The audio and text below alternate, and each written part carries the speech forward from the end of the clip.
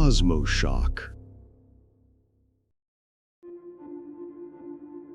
상상해보세요. 하늘이라는 개념이 우리가 익숙하게 알던 지구적인 의미를 완전히 잃어버리는 장소를요. 머리 위에 별들이 반짝이는 대신 거대한 무언가가 드리워져 있습니다. 목성의 거대한 원반이 하늘의 상당 부분을 차지하고 있습니다. 우리 달보다 20배 이상 큽니다. 줄무늬가 있는 가스 거대 행성이 너무 낮게 떠 있어서 손을 뻗으면 구름에 닿을 것 같은 착각이 됩니다. 그리고 그 유명한 대적색반, 지구보다 더 큰 영원한 허리케인, 폭풍의 신이 깜빡이지 않는 눈으로 여러분을 바라보고 있습니다. 얼음으로 뒤덮인 평원 위에 서 있습니다. 깊은 균율과 능선으로 찢겨진 지형입니다. 여기 유로파의 표면에는 대기 없고 바람 없고 소리도 없습니다. 오직 진공과 우주적인 추위 영하 160도뿐입니다. 하지만 이 침묵은 속임수입니다. 사실 주변관과는 비명을 지르고 있습니다. 보이지 않지만 치명적인 비를 맞고 있습니다. 태양계에서 가장 강력한 자기 포획 장치 안에 있습니다. 목성은 거대한 입자 가속기처럼 작동합니다. 태양풍과 이웃 위성 이오의 화산 분출물을 포획하고 거의 빛의 속도에 가까운 속도로 가속시켜 유로파에 쏟아붓습니다. 매초 수십억 개의 하전된 이온이 우주복을 뚫고 지나갑니다. 진짜 방사선 지옥입니다. 노출된 지형에서는 치명적인 방사선 양이 단 하루 만에 쌓입니다. 이 외계 풍경의 무시무시하면서도 장엄한 아름다움을 제대로 깨닫기도 전에요. 여기서는 전자장비가 미쳐 날뛰고 우리가 아는 모든 생물학은 재가 됩니다. 이곳이 우주에서 이성적인 존재가 생명을 찾을 마지막 장소처럼 보일 겁니다. 어떤 생물학자라도 이곳은 살균된 사막이라고 말할 것입니다. 그러나 자연은 역설을 사랑합니다. 바로 이곳, 이 치명적인 표면 아래 화강암처럼 단단한 수 킬로미터 두께의 장갑 같은 얼음 아래 현대 과학의 가장 큰 미스테리가 숨어 있습니다. 지난 40년 동안 천체물리학자들을 잠 못 이루게 한 비밀입니다. 저 아래 영원하고 절대적인 어둠 속에서 바다가 출렁이고 있습니다. 그리고 이건 단순한 녹은 물웅덩이가 아닙니다. 깊이가 100km에 이를 수 있는 전 지구적 수중 세계입니다. 지구의 모든 바다, 해양, 강을 합친 것보다 2배나 많은 물이 들어있습니다. 거대하고 따뜻하고 짠 보온창으로 얼음 방패로 우주의 초이와 치명적인 방사선으로 완벽하게 보호받고 있습니다. 그리고 어쩌면 우리는 거기서 혼자일지도 모릅니다. 어쩌면 지금 이 순간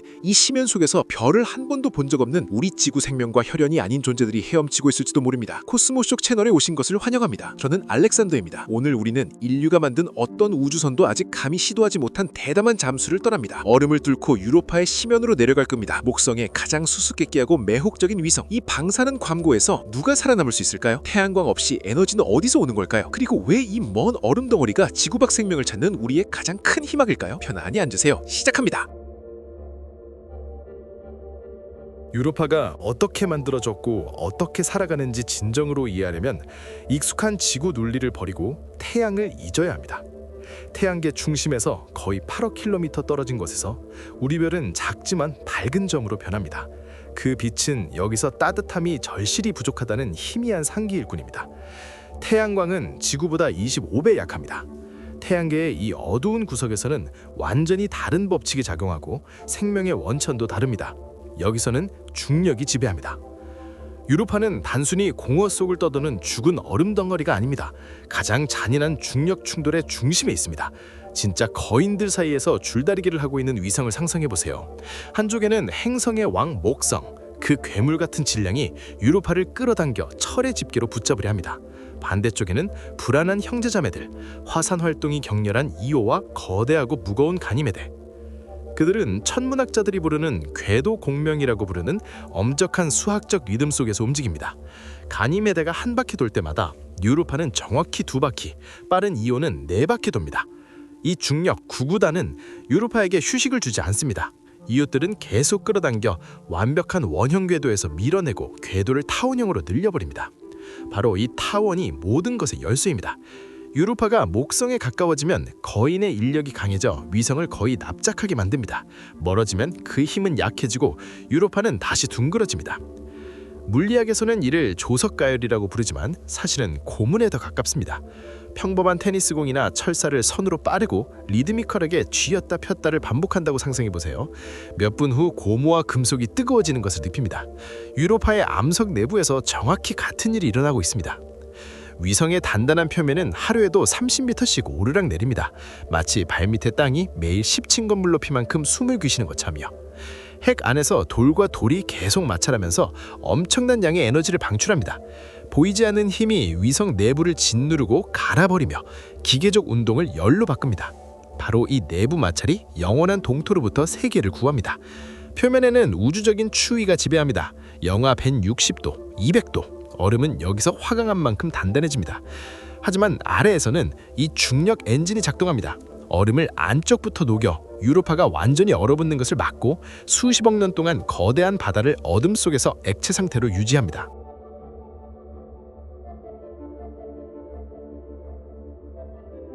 유로파의 상세한 사진을 처음 받았을 때 과학계 전체가 숨을 죽였습니다. 그 표면에 충격을 받았습니다. 도발적으로 매끄럽습니다. 크레이터로 뒤덮인 달이나 폭격 후 전쟁터처럼 보이는 칼리스토와 전혀 닮지 않았습니다. 유로파에는 거의 충돌 크레이터가 없습니다. 지질학적으로는 한 가지 의미만 있습니다. 우리는 젊은 얼굴을 보고 있는 것입니다. 유로파 표면의 나이는 20에서 90백만 년 정도입니다. 45억 년 된 태양계 기준으로는 말 그대로 어제 태어난 표면입니다. 살아있습니다. 끊임없이 재생되고 치유됩니다. 따뜻한 얼음과 물이 깊은 곳에서 솟아오르며 즉시 얼어붙어 운석 자국을 새 아스팔트처럼 메웁니다.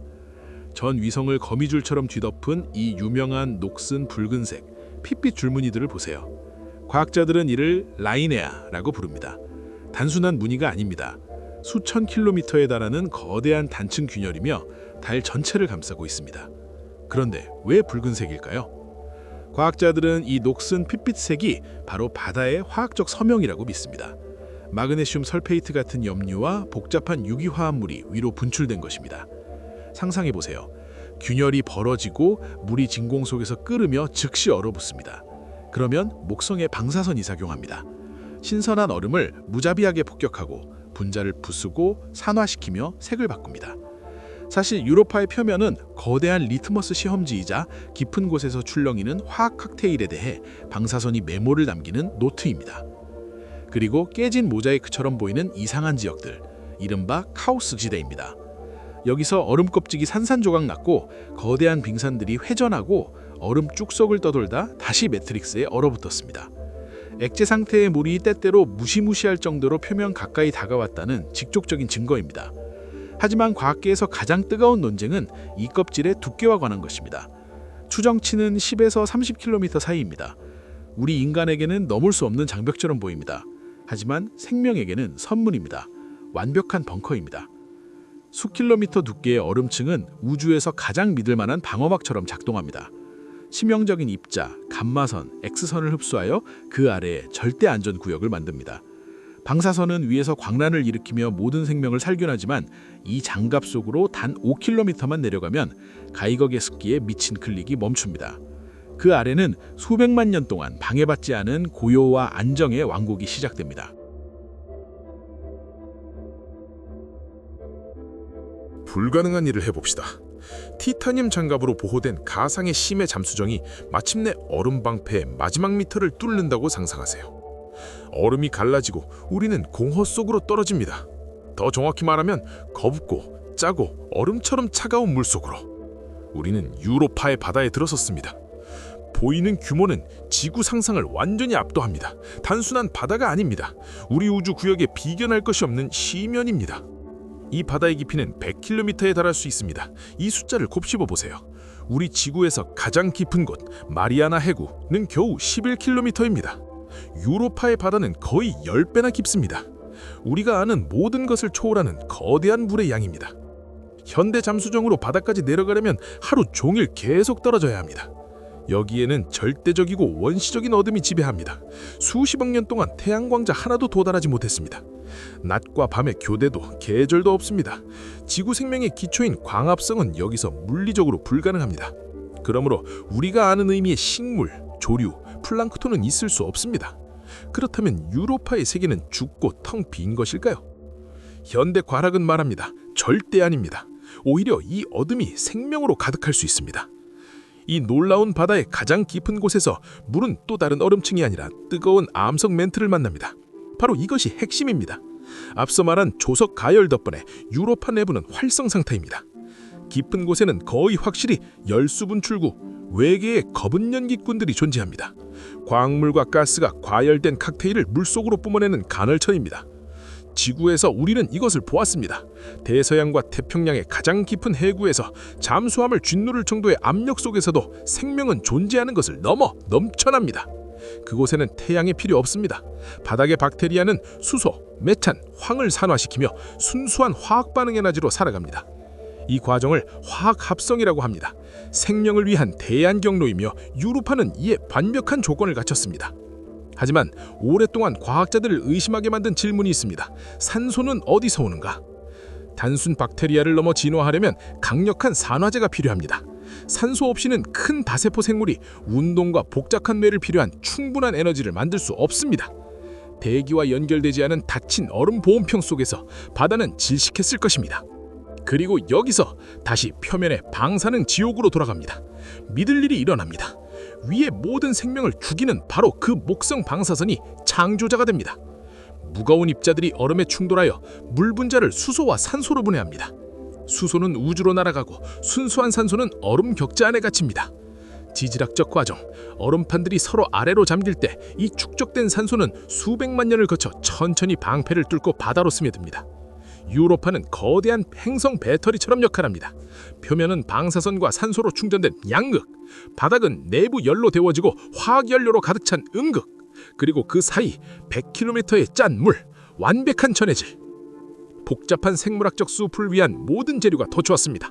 이제 남은 건 하나뿐입니다.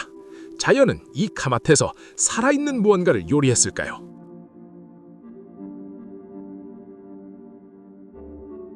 이제 유로파 바다에 열, 물, 화학에너지, 심지어 산소까지 있다는 것을 알았으니 가장 대담한 질문을 던질 때입니다. 누가 거기 사는가? 조금 용기를 내어 상상해보죠. 하지만 기억하세요. 이는 지구 생물학 법칙의 과학적 외삽일 뿐 확정된 사실이 아닙니다. 만약 심연에 충분한 산소가 있다면 생명은 미세한 박테리아를 훨씬 넘어선 단계로 나아갔을 수 있습니다. 우선 이해해야 할 점은 이 생물들의 외형이 절대적인 어둠에 의해 결정된다는 것입니다. 수십억 년 동안 이어진 영원한 밤에서 시각은 감당할 수 없는 사치이자 귀중한 에너지 낭비입니다. 단 하나의 광자도 없는 곳에서 왜 복잡한 눈과 시각, 뇌 영역을 만들겠습니까? 유로파의 원주민들은 거의 확실히 완전히 맹인일 것입니다. 눈의 흔적조차 없을지도 모릅니다. 하지만 자연은 공백을 싫어합니다. 시각 대신 우리가 인간으로서는 상상조차 어려운 다른 감각들이 발달했을 것입니다. 몸의 모든 털이 짙은 염수 속 미세한 움직임을 감지하는 놀라운 촉각을 가진 생물을 상상해보세요. 그들에게 소리와 진동이 바로 세계의 그림입니다. 머리 위 얼음 동굴의 형태를 듣고 수 킬로미터 떨어진 작은 갑각류의 움직임을 느낍니다. 더 가능성 높은 것은 전기 수용, 살아있는 모든 생물의 근육 활동으로 생기는 약한 전기장을 감지하는 능력을 완벽히 익혔을 가능성입니다. 이 전해질 바다에서 사냥꾼은 전기 신호만으로 물기둥을 뚫고 먹잇감의 심장 박동을 볼 수 있습니다. 어떻게 생겼을까요? 아마도 우리가 아는 심해 해파리, 사이포노포, 거대 갑각류를 닮았지만 완전히 다른 외계 외생학 존재일 것입니다. 단단한 답옷이나 무거운 골격은 잊으세요. 압력이 지구보다 수백, 수천 배 높은 세계에서 살아남는 유일한 방법은 그 압력의 일부가 되는 것입니다. 몸은 부드럽고 투과성이며 압축 불가능한 액체로 가득 차야 합니다. 그러면 물의 괴물 같은 무게에 거의 무적입니다. 그리고 이 세계에 태양이 없어도 놀랍도록 밝을 수 있습니다. 생물 발광, 차가운 살아있는 빛이 이 끝없는 밤에서 유일한 의사소통과 사냥 수단이 됩니다. 상상해보세요. 완전한 어둠 속에서 갑자기 네온 불빛으로 이루어진 복잡한 패턴이 터져나옵니다. 포식자의 미끼일 수도 있고 짝을 찾는 신호일 수도, 심지어 심연의 지적 존재들이 사용하는 복잡한 언어일 수도 있습니다. 가장 흥미롭고 두려운 것은 이 생물들의 가능한 크기입니다. 지구에서 생물학자들은 심해 거대증이라는 현상을 알고 있습니다. 차가운 곳 산소 풍부한 물에서 대사가 느려지면서 수십 년 동안 성장해 믿을 수 없는 크기에 도달합니다. 유로파의 진화가 같은 길을 갔다면 중력이 지구보다 낮고 생존 공간이 사실상 무한한 바다에서 진짜 리바이어던들이 태어났을지도 모릅니다.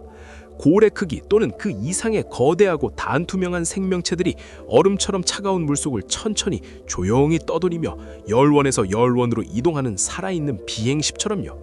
이건 단순한 가설이 아닙니다. 생물학적 가능성입니다. 유로파의 바다는 자연이 가장 기묘하고 가장 장엄한 생명 형태를 그릴 수 있는 캔버스입니다. 지금까지 이야기한 모든 것, 조성력, 산소 컨베이어, 거대한 메인 심연 거주자들은 일관되고 물리적으로 타당하며 매우 논리적인 가설입니다. 저해상도 이미지와 수학 모델에 기반한 책상 위 과학입니다.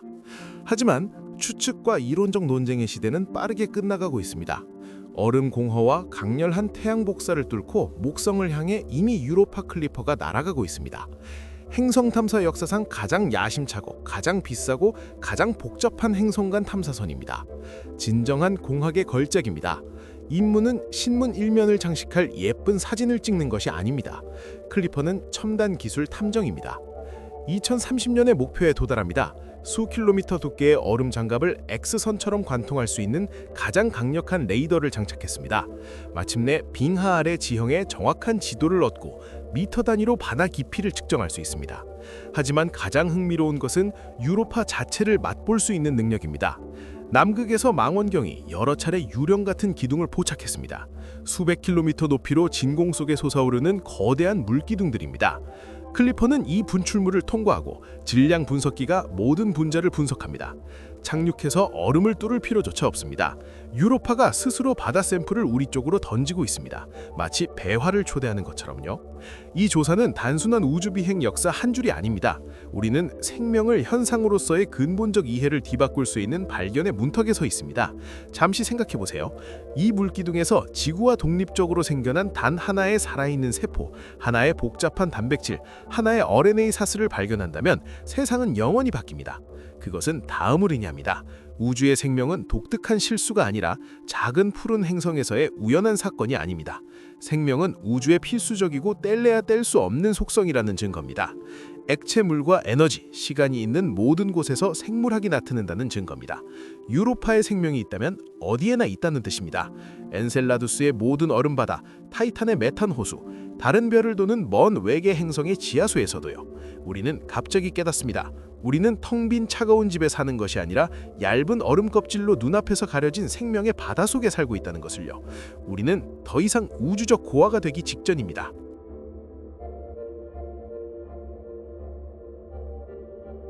유로파는 천문학자들의 카탈로그에 있는 또 하나의 차가운 공이 아닙니다. 우리 자신의 집에 대해 얼마나 적게 알고 있는지를 가장 강렬하게 상기시켜 줍니다. 수세기 동안 우리는 외계인을 멀리서 찾았지만 어쩌면 그들은 내내 바로 우리 곁에서 헤엄치고 있었을지도 모릅니다. 우리를 가르는 것은 수백 광년의 시면이 아니라 단지 30km의 고대 얼음입니다. 이 얼음 장벽은 인류 역사상 가장 얇은 경계선입니다. 한쪽에는 우리, 태양의 자식들, 반대편에는 그들, 영원한 밤의 주민들. 그들은 누구일까요? 우리는 어떤 대답에도 준비되어 있어야 합니다. 어쩌면 수십억 년의 진화 동안 별을 한 번도 보지 못한 지적 존재일 수도 있습니다. 혹은 화산 분출구를 덮고 있는 원시적인 박테리아 매트일 수도 있습니다. 하지만 단 하나의 살아있는 세포만으로도 모든 것이 바뀝니다. 우리는 생명이 지구만의 독점 특권이 아니라는 것을 깨달을 것입니다. 유로파는 우리에게 시면이 항상 적대적인 것은 아니라는 것을 가르칩니다. 때로는 요람이 되기도 합니다. 그리고 우리의 호기심은 어떤 얼음이든 뚫을 수 있는 유일한 도구입니다. 여러분은 어떻게 생각하나요? 이 얼음 공을 바라볼 때 직감이 여러분에게 무엇을 속삭이나요? 목성의 방사능 그림자 속에서 지금 이 순간 누군가가 생명을 위해 싸우고 있다고 믿나요? 아니면 우리는 유일한 이성의 불꽃으로 남을 운명인가요? 생각을 댓글로 남겨주세요. 모두 읽습니다. 우주의 비밀에 대한 이런 깊은 다이빙이 마음에 드신다면 좋아요를 눌러주세요. 코스모쇼 글을 구독하고 종 모양 버튼을 눌러 2030년 클리퍼 임무의 첫 데이터를 놓치지 마세요. 여러분과 함께한 알렉산더였습니다. 탐험가의 불씨를 마음속에 간직하세요. 기억하세요. 시면을 오래 들여다보면 시면도 여러분을 들여다봅니다. 그리고 유로파의 경우 그 시선은 인류 역사상 가장 중요한 시선이 될지도 모릅니다. 우주의 깊은 곳에서 다시 만나요.